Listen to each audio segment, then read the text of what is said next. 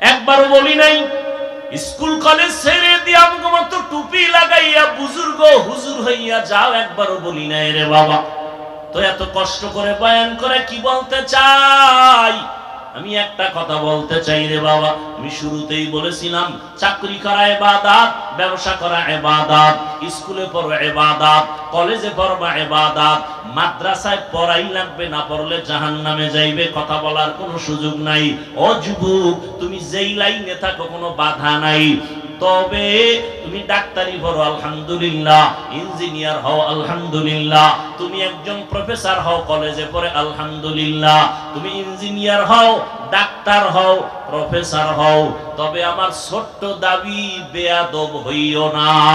তোমার আচরণে যেন কোনো আলেমরা কষ্ট না পায়, তোমার ব্যবহারে যেন মা বাবা কষ্ট না পায়, তোমার ব্যবহারে যেন কোনো এলাকার মুরব্বী কষ্ট না পায়। সাবধান ও যুবক, তোমার মতো যুবক জীবনে মাদ্রাসায় পড়ে নাই, স্কুল কলেজে পড়ে, চাকরি করে, ব্যবসা করে, 5 বেলার নামাজ পড়ে, আছে না নাই?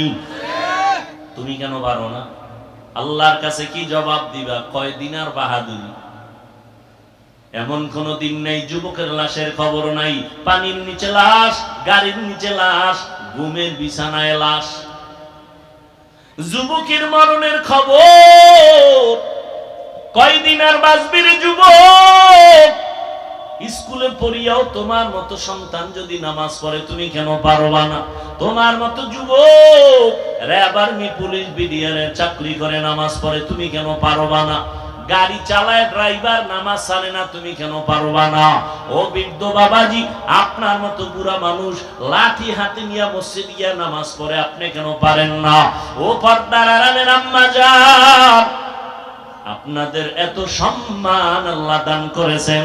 নবীদের মা আপনারা, হাফেজে কোরআনের মা আপনারা, আপনারা সাহাবায়ে কেরামদের মায়ের মতো মা, আপনারা আম্মা জান খাদিজা রাদিয়াল্লাহু আনহার মতো নারী, ফাতেমা রাদিয়াল্লাহু আনহার মতো দামি নারী, আয়েশা রাদিয়াল্লাহু আনহার মতো দামি নারী, ইসমাইল নবীর মা হাজরা আলাইহিস সালামের মতো দামি নারী, ঈসা নবীর মা মারিয়াম আলাইহিস সালামের মতো দামি নারী। বেঈমান ফেরাউন, যেই ফেরাউন আল্লাহর সাথে চ্যালেঞ্জ দিয়া নিজেরে খোদা দাবি করলো, আল্লাহর কুদরত, ওই ঘরে তার আপন স্ত্রীর নাম কি? আসিয়া। আল্লাহর জান্নাতি বান্দি হয়ে কবরে গেল। নবী আমার বলেন কিয়ামতের ময়দানে আসিয়ার সাথে আমি মুহাম্মদের সাথে বিবাহের বন্ধন হয়ে যাবে। যেই ফেরাউন আল্লাহর সাথে চ্যালেঞ্জ দিল, আর তার ঘরে আল্লাহ পাক দ্বীনের বাতি জ্বালায় দিলেন, আপন স্ত্রী আল্লাহর গোলাম বান্দি হয়ে গেল। এর নাম কপাল, এর নাম হেদায়েত। কপাল যদি খুলিয়েই যায়, তাহলে নবীরে জবাই করতে আসিয়াও কালেমা পড়ে।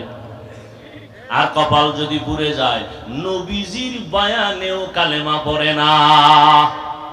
হেদায়েতের মালিক আল্লাহ। ও যুবক, এখনো সময় আছে, তওবা করে নাও। এই যে সূর্যের গরম সহ্য করা যায় না, কিয়ামতের ময়দানে সূর্য মাথার উপরে নেমে আসলে কেমনে সহ্য করবা? একটা মশার কামড় সইতে পারো না,